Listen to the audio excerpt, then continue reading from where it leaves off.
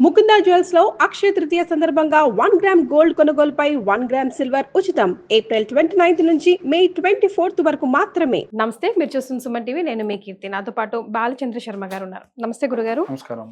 గురుగారు, ఏలినాటి శని ప్రభావం కొన్ని రాశుల వారికి స్టార్ట్ అయింది, కొన్ని రాశుల వారికి దిగుతుంది, ఎక్కుతుంది, అలా చెప్తూ ఉన్నారు కదా.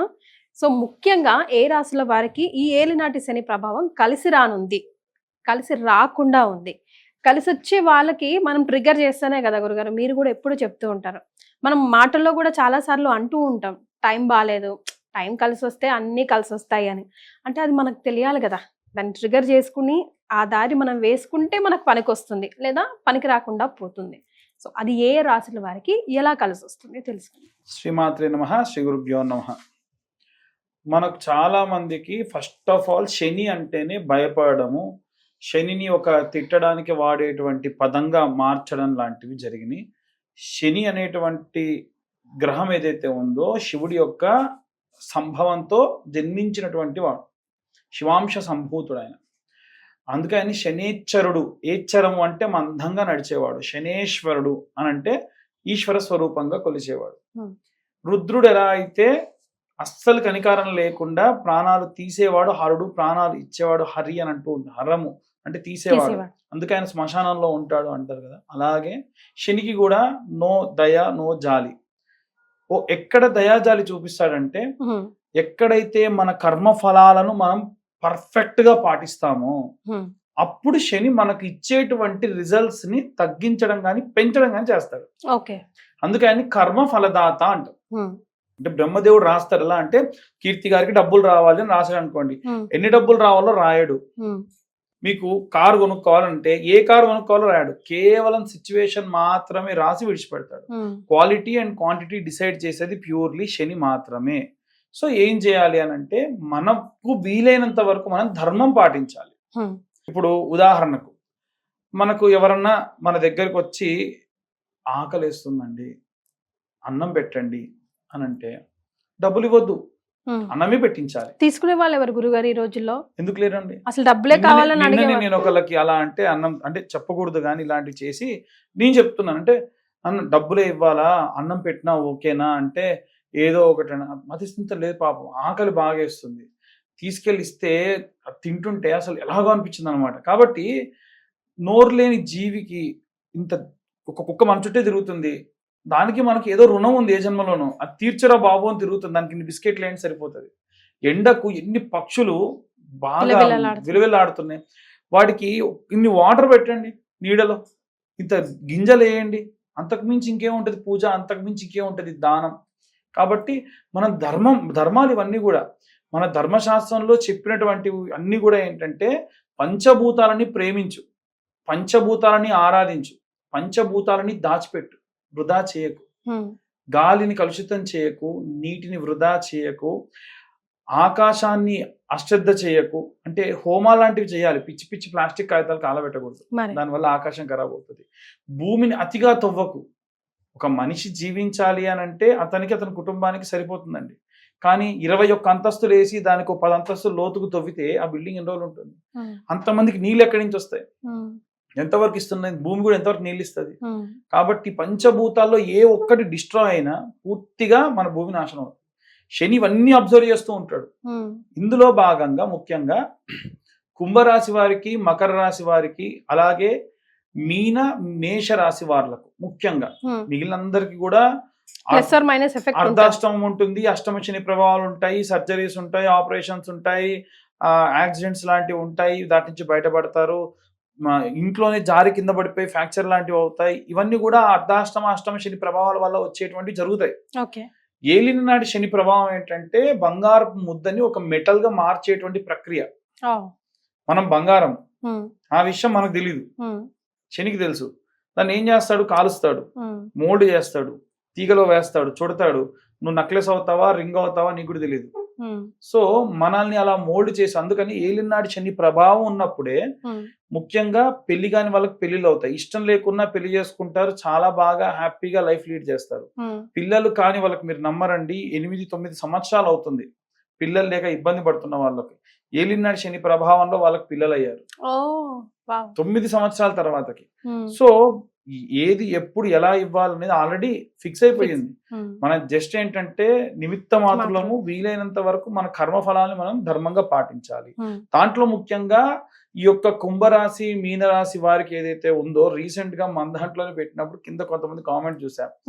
నా ఒక్కడికే అనుకున్నా బ్రో, అందరి పరిస్థితి ఇలాగే ఉందా, మనందరితో ఒక యూనియనా, ఈ కుంభరాశి వారికి మారదా, ఈ మకర రాశి వారికి మారదా అంటే నాకు ఇంత బాధ వేసిందనంటే వాళ్ళంతా ఇదైపోతున్నారు. అరే మా పరిస్థితి ఇంతేనా, ఇక మారదా అంటే షష్టగ్రహ కూటమి ఎఫెక్ట్ ఇప్పటి వరకే కూడా ఎన్ని వీడియోలు మెయిన్ చేసినా కూడా అంటే లోపల ఎక్కడ అందరికి ఒకటేలాగా ఉంటుందా, వాళ్ళ కర్మ గోచరం ఇంకా వాళ్ళ ఇండివిజువల్ జాతకాల వల్ల అది డెఫినెట్ గా మారుతుంది కదా, ప్లస్ ఆర్ మైనస్ అనుకునే వాళ్ళం. కానీ గురుగారు చాలా వరకు నెగిటివే వింటున్నాం. ఎక్కడ ఏ ఇంట్లో నుంచి కూడా ఒక పాజిటివ్ న్యూస్ అంటూ చాలా రేర్ గా, అది కామన్ అంటే పెళ్లి కామన్ జరగాల్సింది అట్లాంటి న్యూస్ తప్ప ఇంక్లూడింగ్ నాతో సహా మా పర్సనల్ లైఫ్ లో ప్రతి ఒక్కరు ఇప్పుడు మన సుమన్ టీవీకి వచ్చే గురుగారుల దగ్గర నుంచి కూడా అందరి దగ్గర నుంచి అందరికీ ఎఫెక్ట్ ఉంటుంది. ఎవరు మీరు మన దగ్గరకు వచ్చే వాళ్ళు ప్రతి ఒక్కరు కూడా ఏ పూజ చేసినా కూడా మన రాశులు అవి తెలిసిండు కాబట్టి కాల్ చేసి అమ్మ ఇప్పుడు బాగాలేదు ఇప్పుడు చూసుకోండి, బికాస్ అందరికీ ఎఫెక్ట్ అవుతుంది. మేబీ అది యుద్ధం వల్ల కావచ్చు, ఇంకా దేని వల్ల అయినా కావచ్చు, కానీ ఈసారి మాత్రం 100% ప్రూవ్ అవుతుంది. అందరూ తప్పించుకోవాల్సింది లేదు. ఒకటండి, చీకట్లో లైట్ స్విచ్ చేయడానికి వెళ్ళినప్పుడు పరిస్థితి ఎలా ఉంటది, ఒకటి నొక్కబోయి ఒకటి నొక్కుతాం, రాంగ్ స్విచ్ నొక్కుతున్నాం అంతే. మనం ఏంటంటే సరైనటువంటి స్విచ్ నొక్కితే, సరైనటువంటి పని చేస్తే ఈ ప్రాబ్లం నుంచి బయటపడవచ్చు.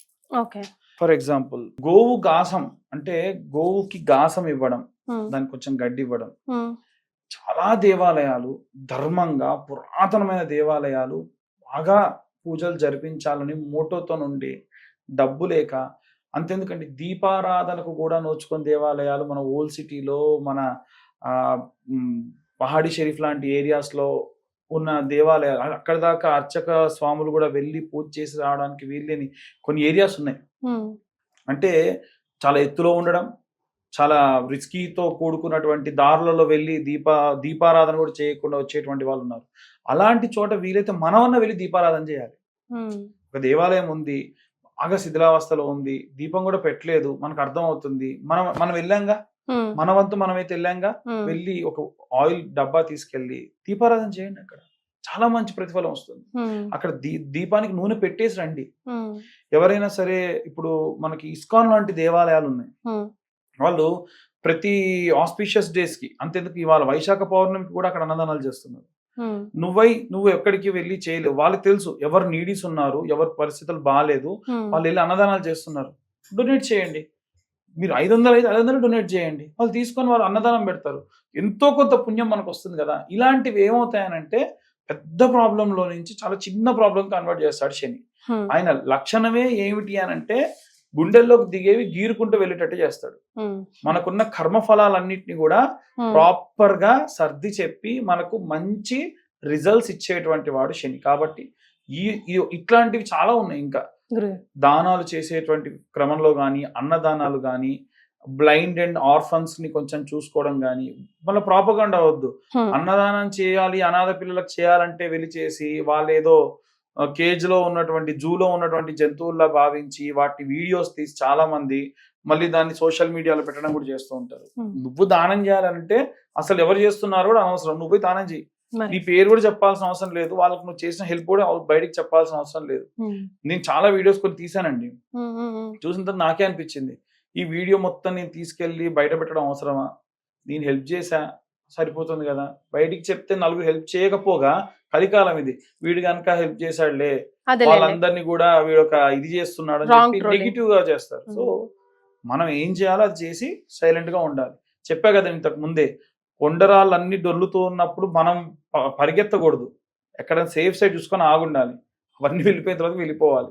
గతంలో కూడా మనకున్న వీడియోస్ ఇదే చెప్పాం. శని ప్రభావంలో ఉన్నప్పుడు, శని బాలేనప్పుడు, షష్టగ్రహ కూటమి లాంటివి జరిగినప్పుడు ఇలాంటివి. అయితే మే 15 తర్వాత నుంచి ఈ మేషరాశి మీనరాశి వాళ్ళ ఇళ్లలో ఏవైనా సరే ల్యాండ్ సేల్స్ కానీ, ఏవైనా అప్పులు తీరడం కానీ, ఫంక్షన్స్ జరగడం కానీ బాగా జరుగుతాయి.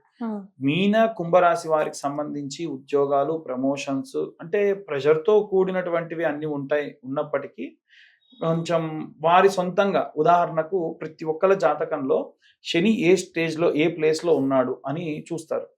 ఆ శని గనక లగ్నం నుంచి మంచి కోణ కేంద్ర స్థానాల్లో ఉండి అది స్వక్షేత్రంలో ఉన్నాడు అనుకోండి, దాన్ని శశిమహాయోగము అని అంటారు. శశమహాయోగం అని అంటే మన సొంత ఇంట్లో మనం ఉండి వర్క్ ఫ్రమ్ హోమ్ మంచి ఏసీ ఉంటే అలా ఉంటది.